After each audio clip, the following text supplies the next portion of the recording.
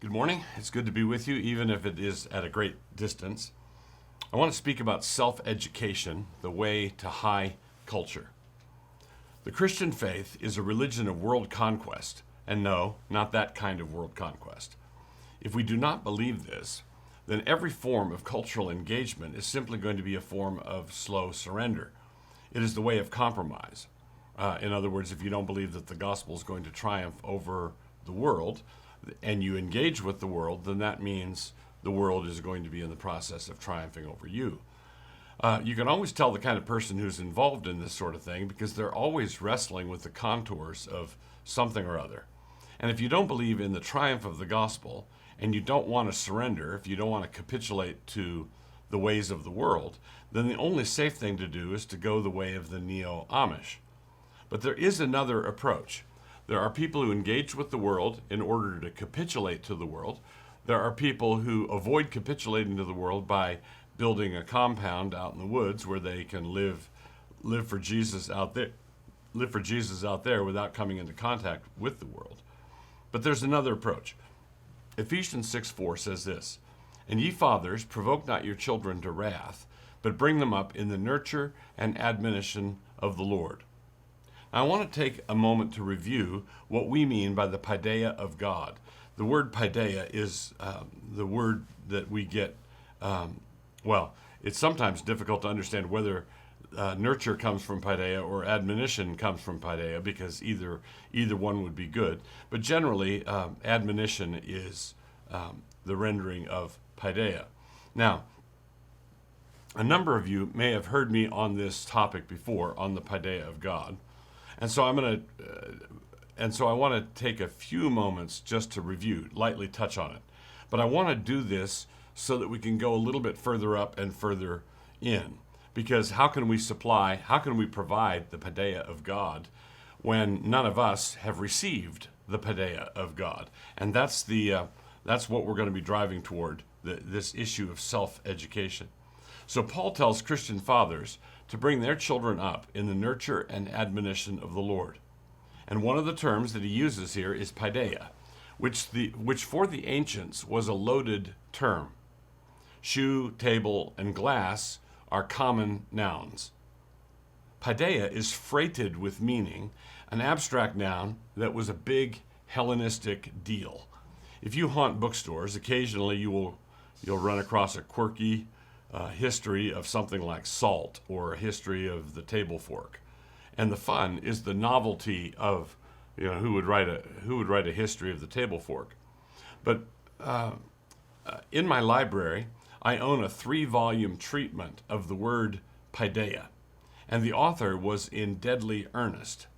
And this work, devoting 3 volumes to the word Padea, was not a symptom of scholarly mental problems, but rather it was rather a sober and helpful study of a word that held for the ancients the same kind of meaning, the same kind of freight that a word like democracy would for us. So if you encountered someone who wrote a 3-volume history of table salt, or a 3-volume history of the shoelace, or a 3-volume history of boots, you would think that this is a fellow who needs to get out of his basement and ask a girl out, go do something, right? But if someone writes a 3-volume history of democracy, you think, oh, well, that's a subject that you probably wouldn't exhaust in 3 volumes. The word Padea is that kind of word. It's the word Padea is an all-encompassing word. It's a big deal. So my understanding of Padea in this sense, and this is the sense that I believe Paul is using here in Ephesians 6, would be summed up in the word enculturation. It's summed up in the word enculturation. But enculturation presupposes a culture. The idea refers to the insinuation of Christian kids into a Christian culture, the incorporation of our children into a mere Christendom. Now, in Paul's day, this is the striking thing, in Paul's day, that presupposed culture did not exist. So he's writing to a Gentile city, the city of Ephesus, a great cosmopolitan center in the Roman Empire, And there was no believing culture anywhere in sight. There was nothing like that. So in Paul's day, this presupposed culture did not exist. And so the parents of Ephesus were being instructed, by implication, to create one. So if Padea means enculturation into a culture, and the Christian parents in Ephesus were told to provide that for their kids, then they not only had to provide the enculturation into a Christian culture for their kids, but they also had to provide the Christian culture to enculturate their kids into. But how do you do that? How do you do that? How do you do that when you're trying to pass on the kind of education that you never received?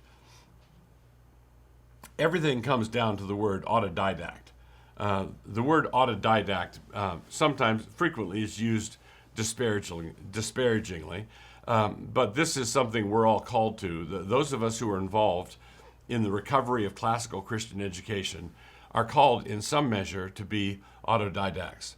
An autodidact is someone who is self-taught. An autodidact is someone who is self-educated. You can't pass on what you don't have, and this means that you have to get it in order to pass it on.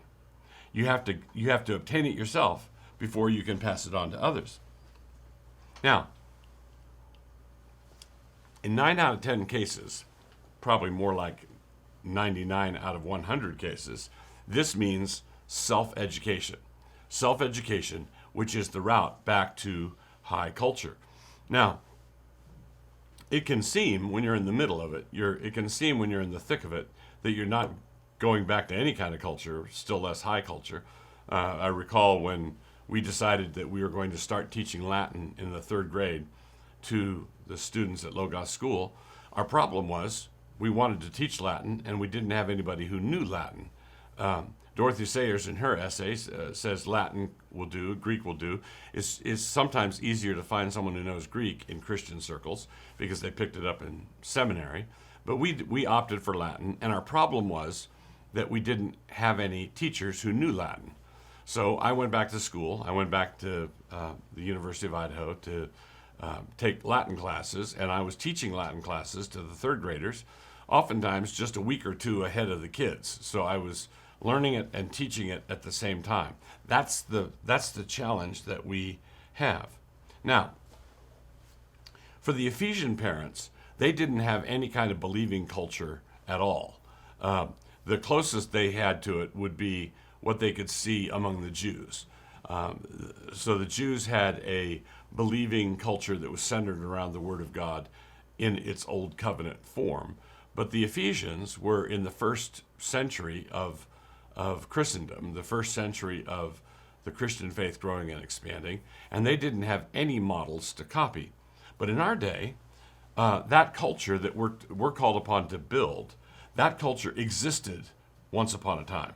That culture did exist and is now a magnificent ruin with stones of varying size scattered about.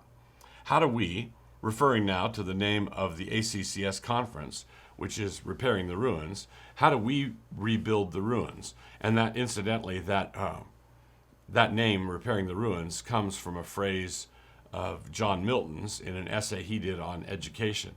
That the duty of the educator is to repair the ruins that was the ruins that were created by our first parents, Adam and Eve. So, why do we flatter ourselves as though we had the right to shrug and give up? Why do we abandon hope regarding the building of a mere Christendom when our only argument is that it has been done before?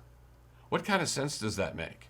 If the Ephesian Christians had fewer resources than we have, and they did it, if the Christians of the Roman Empire were in love with Christ enough to plant churches everywhere in such a way as to eventually result in a Christian culture, then why do we think that it's out of our reach somehow? Henry Van Til once said that culture is a religion externalized. Culture is religion externalized. So if you successfully plant the Christian faith, where you have centers of worship, where people are worshiping in churches all over, there will be the development, there will be the externalization of that faith, and that externalization is going to be a culture. And it's going to be faithful or faithless, depending on how faithful or faithless the churches are. Since this is our assumed task, then this is the question. How are we supposed to accomplish something like that? Initially, it might sound a bit crazy, more than a little bit crazy, to our modern secular age. But when I'm done, I trust that they will think that I'm barking mad. It's not just a little outlandish, it's way outlandish. How do we call things that are not as though they are? Romans 4:17 or Isaiah 46:9-10. Only God can create ex nihilo, but we are commanded to create after him imitatively. Only God can create from absolute nothing, but we are commanded to create after him imitatively. The biblical way this is done is through the Word. Okay, through the Word. And it's through imitation. God creates from absolute zero, absolute nothing, and then he tells us to create in imitation of him. And when we create in imitation of him, we are creating with pre-existing materials. We don't bring anything into being, but we arrange the materials that we inherit, and we arrange them in such a way as to bring something new into the world. God brings something absolutely new into existence. We bring something new into the world through arrangement. So God does it by divine fiat. We do it through arrangement and rearrangement. So the biblical way that this is done, the way that we get to imitate God in this way, is through the Word. In and through the Word, all things were created. And that is the way that all things are to be recreated also. That is the way everything is to be rebuilt. The Word must come first. So I would charge you, as classical Christian educators, to be people who are absolutely devoted to the Bible. Man shall not live by bread alone, but by every word that proceeds from the mouth of God. And I don't mean devoted to the Bible in some abstract sense where it has the place of highest honor on your highest shelf, but you never take it down. I'm talking about being in the Word daily, regularly, in an ongoing way. Be men and women of the Word. And this is not just a good pious thing to do. It's not just a good thing to do for those who want to go to heaven when they die. It's also an essential thing to do if you want to build a successful classical Christian school. You've got to be men and women of the Word. Now, words do not simply come after the fact, describing things as they exist, raw and in their own right. It's not like you have these things appear and then you name them or label them after the fact.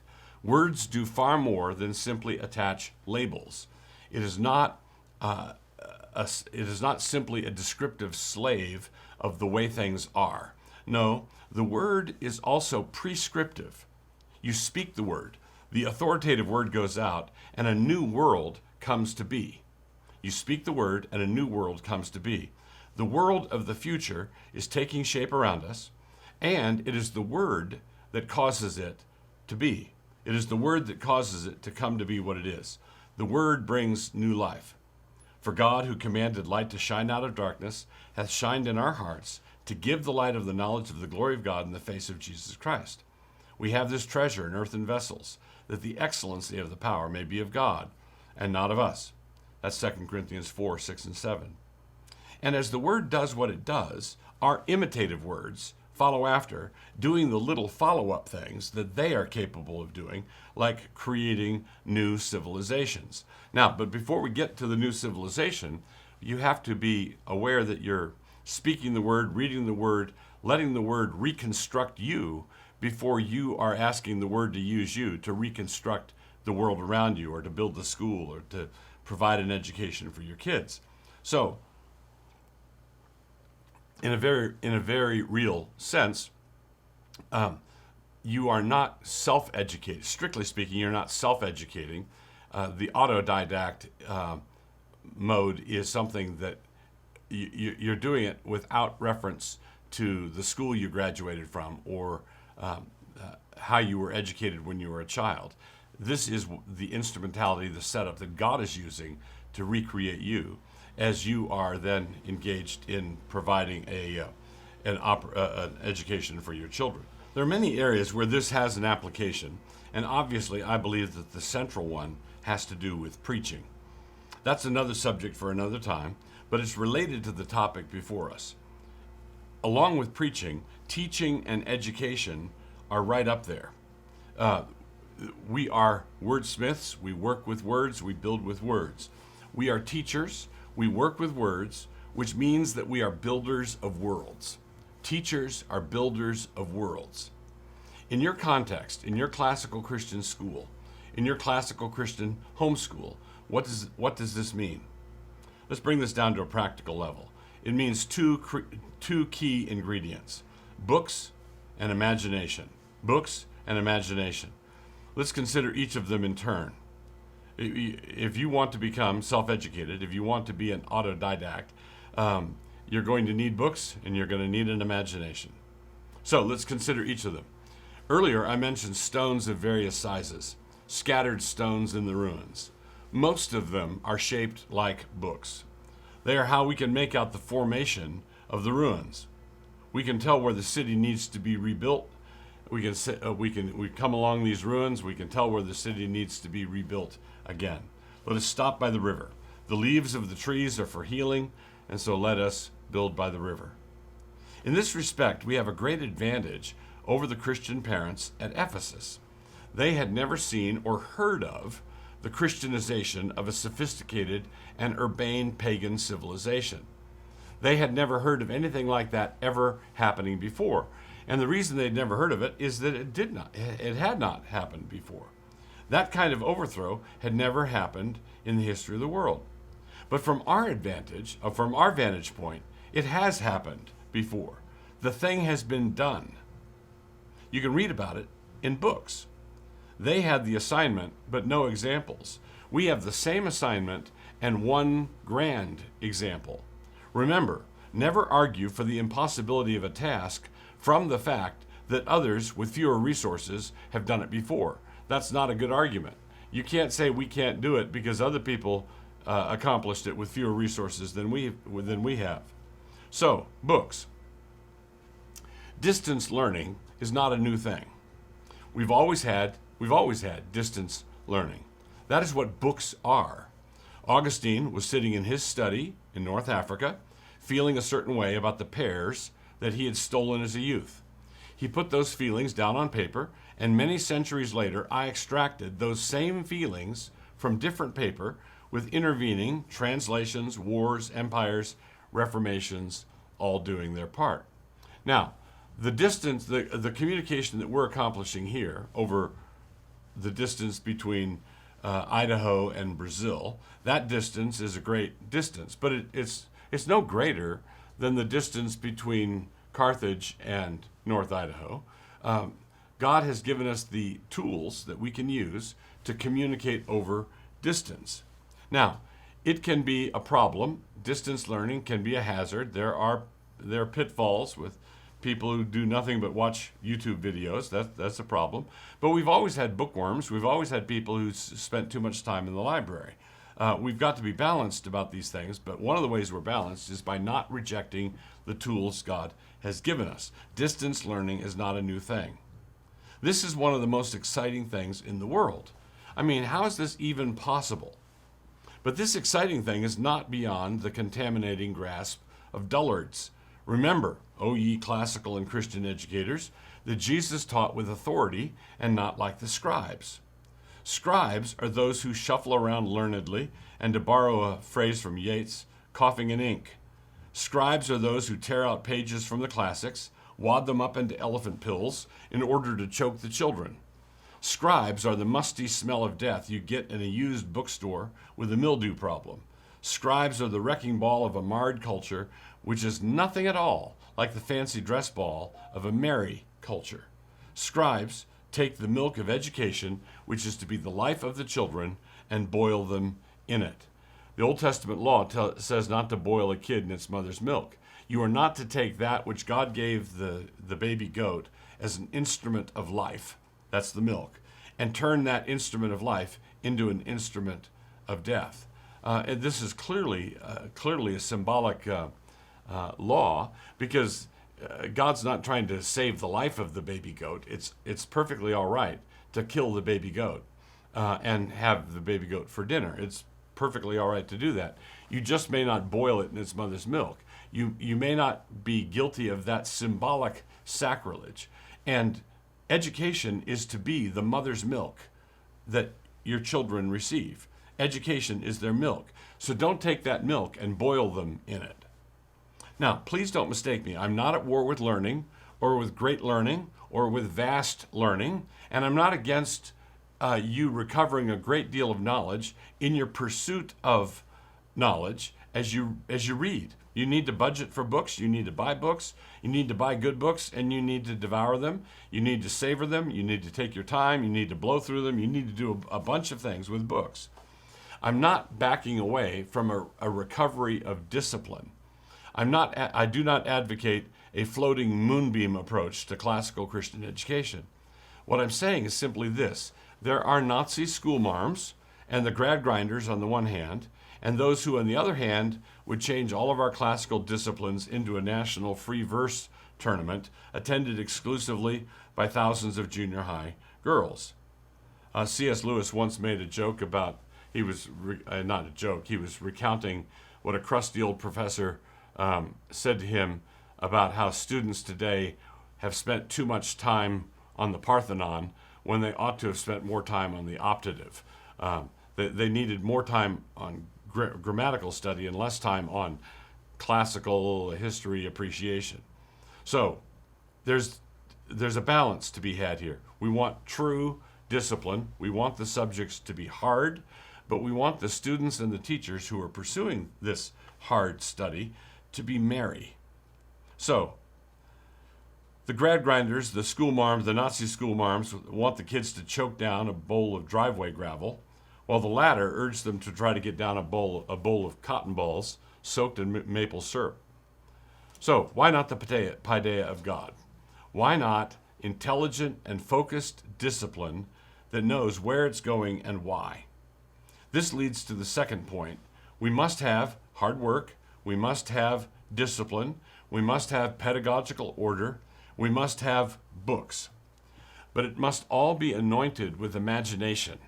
It must all be anointed with imagination. You have to have the kids engage with the books. You've got to engage the books. You've got to do the heavy lifting and the hard work of going through the books.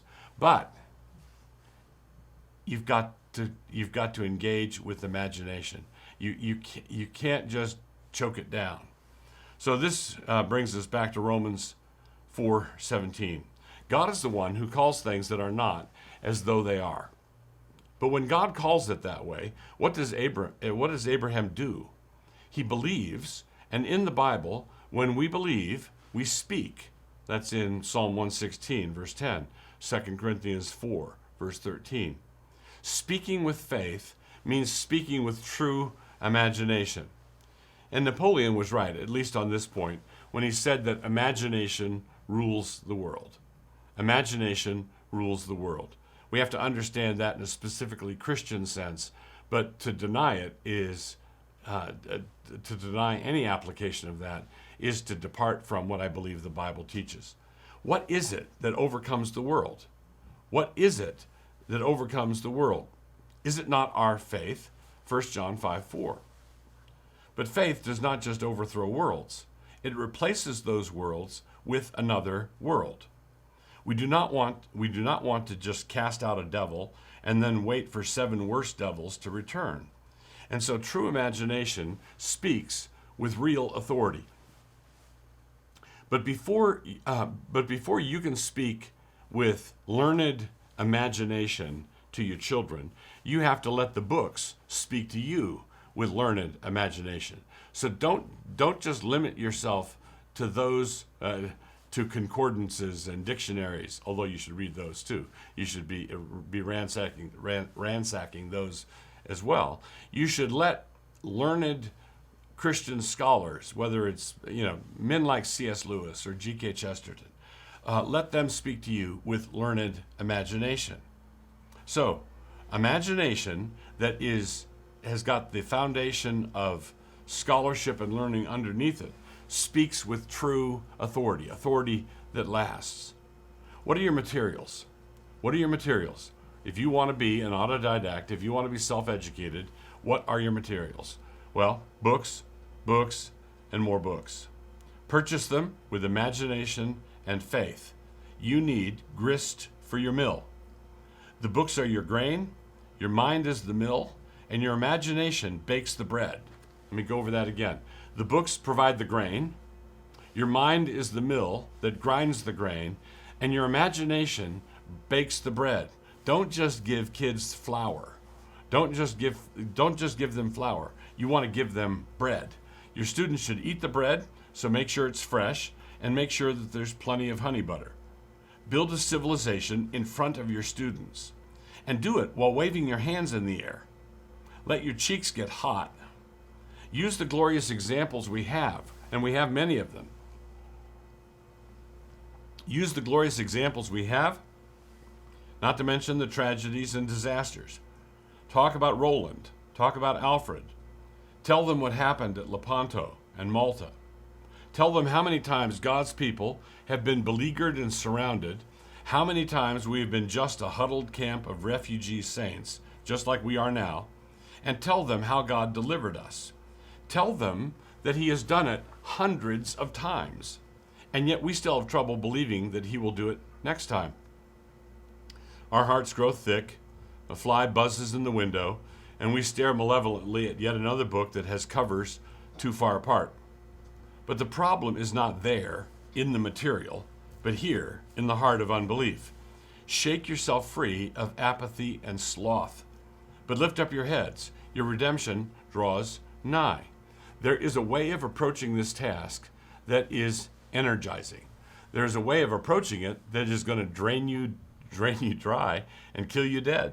You can give yourself to books in the pursuit of knowledge in a way that is just you eating the driveway gravel, where you're being your own grind instructor. But that's because you're getting the grain, you're grinding the grain, you have the flour, but somehow it never makes it to bread at the dinner table. So, lift up your heads. There's a better way of doing this. The fact that we need to go over this so many times is the first argument for it.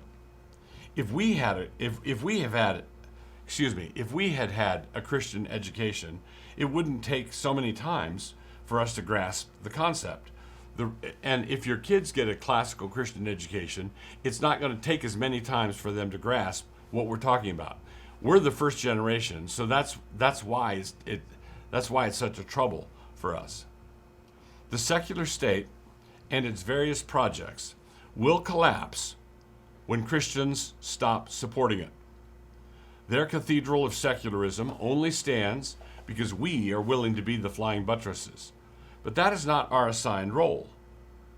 One last thing that I'd like to bring into this, and it's a personal note. I want to encourage you to think about how we can make this gigantic task personal. Get to know the people who are talking about these things. Get to know authors, the long dead authors, but get to know the people who are involved in the recovery of classical Christian education. And the fact that you're interacting with this material at a conference with many other Christian educators is the kind of thing I'm talking about. You want to get to know one another. If the Apostle Paul were at this conference of yours, do you know where he would be? He wouldn't be sitting down here listening to me. He'd be over at the vendor. He'd be over with the vendors without his name tag, hovering over the book tables. 2 Timothy 4:13. The cloak that I left at Troas with Carpus, when thou comest, bring with thee, and the books, but especially the parchments. The Apostle Paul loved his books. The Apostle Paul needed his books. The Apostle Paul asked for his books. Whatever you do, Timothy, don't forget the parchments. Whatever you do, don't forget the parchments. Forget the food. Forget the winter cloak. But don't forget the parchments. And any book that Paul bought from your worthy vendors and took home to read would be read with faith, hope, and love, with a baptized and sanctified imagination. He says in Romans 12, 1 and 2, I beseech you, therefore, brethren, by the mercies of God, that you present your bodies a living sacrifice, holy and acceptable unto God, which is your reasonable service. And be not conformed to this world, but be transformed by the renewing of your mind, that you may prove what is that good and acceptable and perfect will of God. Now, when you sit down in a chair with a book, and you're doing way more reading than you've ever done in your life before, and you're sitting down with yet one more book, realize that the chair that you're sitting in is an altar. Paul says, I beseech you, brethren, by the mercies of God, present your bodies a living sacrifice. If you present your body as a living sacrifice, then the act of reading a book that you need to read, you asked your students to read it, so you better, right? When you sit down in a chair to read the book, the chair you're sitting in is an altar. The act of reading is a sacrifice, and it's a sweet-smelling sacrifice that ascends up to God. It's a sweet-smelling sacrifice that He receives. So you present your body as a living sacrifice. You give yourself over to the task of learning, to the task of reading. But remember, it's not just reading as though you're choking it down. You're grinding the grain, you're baking the bread, and you're bringing the bread to the table. So I wish I had a better imagination so I could describe it for you, but I don't, and I'm by and large done. But it doesn't really matter. Ultimately, it doesn't really matter. When you're done building it, you're going to recognize what you've built. When you're done building it, you're going to know what it looks like. When you're done baking the bread, you're going to know what it tastes like. When you're done baking the bread, you're going to know what it smells like. And so will your students.